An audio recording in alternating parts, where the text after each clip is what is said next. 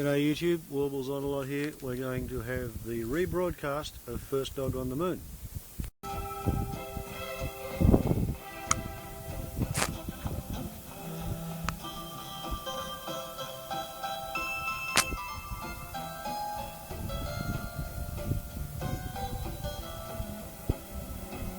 Hello, Patriots.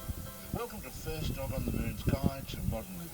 I'm Walkley Award-winning cartoonist, First Dog on the Moon. Are you sick and tired of missing out on your unfair share of the Australian taxpayer's dollar?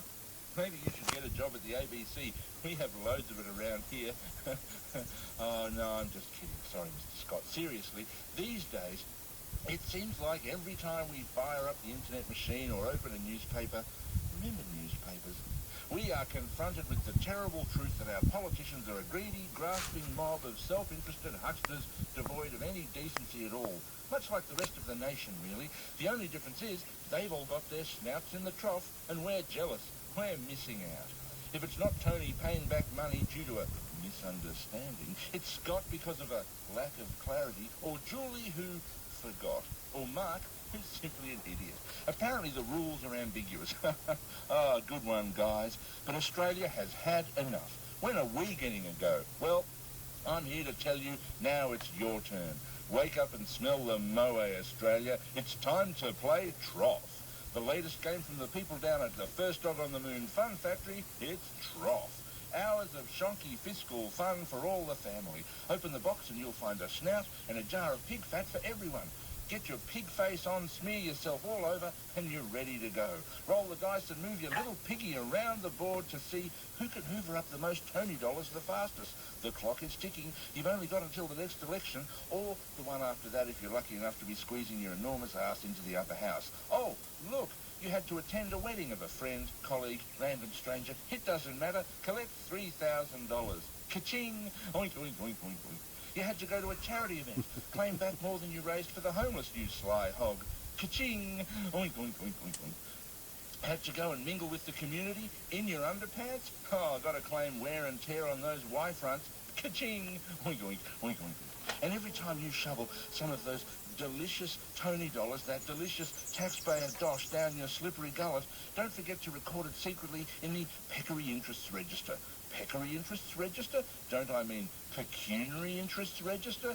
No, a peccary is a kind of pig, right? Oh, will the fun never end? It's hilarious. Actually, while pigs, hogs and peccaries are all even-toed ungulates, members of the order Artiodactyla, the 8 genera of pigs and hogs are all members of the Suidae family, while peccaries are members of the Taesuidae family, so they're only distantly related. But it's still so funny. Peccary Interests Register. Ha, ha, ha. Ka-ching! Oink, oink, oink, oink, oink. But playing Trough is not all fun and games. Oh, no. You've been referred to the Senate Standing Committee on Privileges. Will you have to pay back half your allowances? Will you have to remove your pants and hold a by-election? Or will you get off scot-free? Who knows? It's Trough.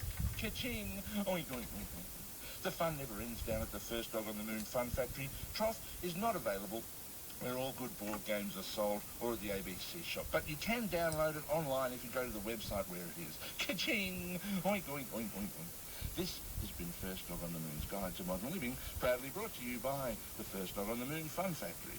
And many thanks to First Dog on the Moon for another fine instalment of his Guide to Modern Living. He's back Sunday morning. Well, there you go.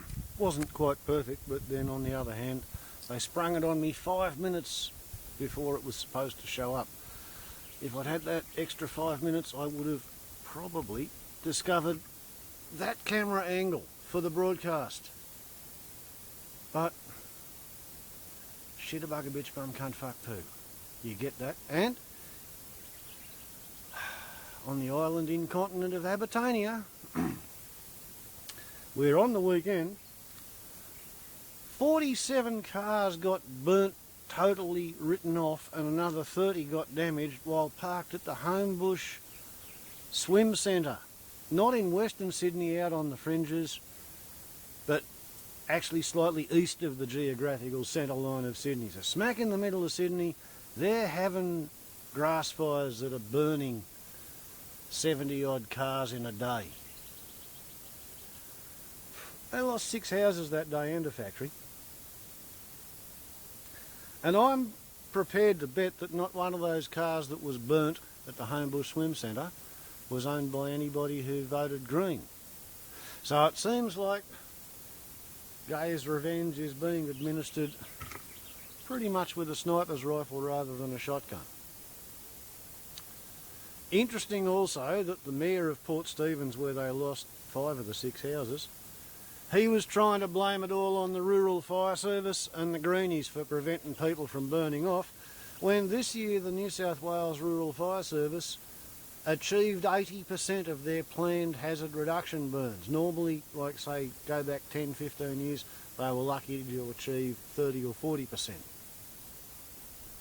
So, it's not the Greens preventing people from doing hazard reduction burns, it's not the Rural Fire Service preventing people from doing hazard reduction burns.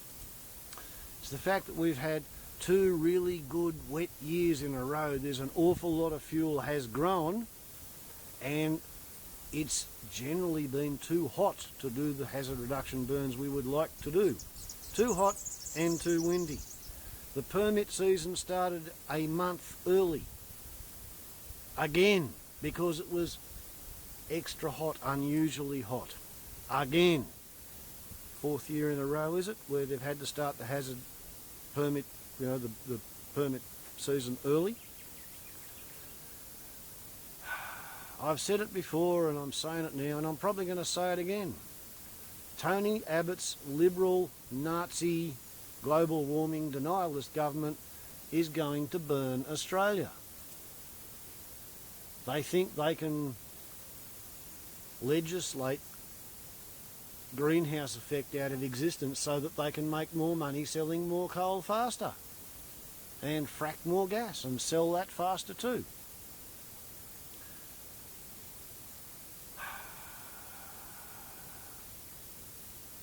They're so far deeply on the wrong side of history and chemistry and thermodynamics that I actually feel sorry for them, because I reckon they're on the wrong side of theology as well. And I reckon all the known laws of the universe, be they scientific or theological, mean that the people who are making such bullshit regulations deserve a kick in the arse, and they're going to get it. They've asked for it, they've begged for it, they've now got their snouts in the trough as deep as they can, trying to gerrymander and jury-rig everything for their own benefit. And I plan to sit on a hill and watch, because they're not going to change anything or pay attention to anything I say. Warbles on a lot to YouTube. That's First Dog on the Moon, the rebroadcast. Ciao.